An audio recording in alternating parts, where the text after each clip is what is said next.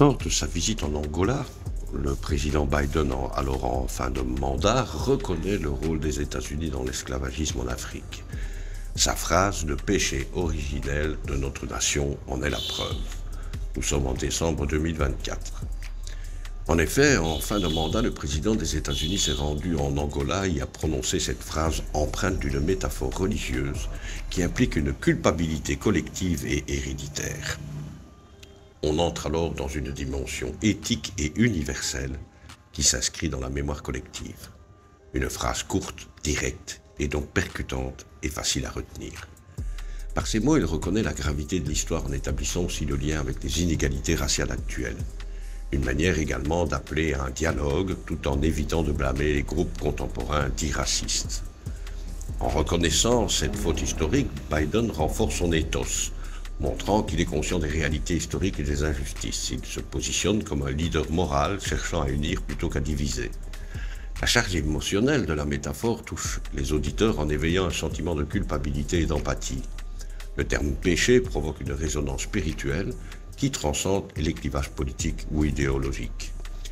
L'expression invite implicitement à une réflexion logique. Si l'esclavage est le péché originel, les discriminations et les inégalités actuelles en sont les conséquences. Cela justifie des efforts de réparation ou de transformation sociale. L'utilisation du terme péché originel marque une rupture avec des discours plus neutres sur l'histoire américaine.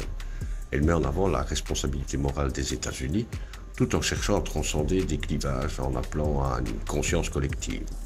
Certains pourraient considérer cette métaphore comme trop simpliste ou insuffisante, réduisant une histoire complexe à une image religieuse.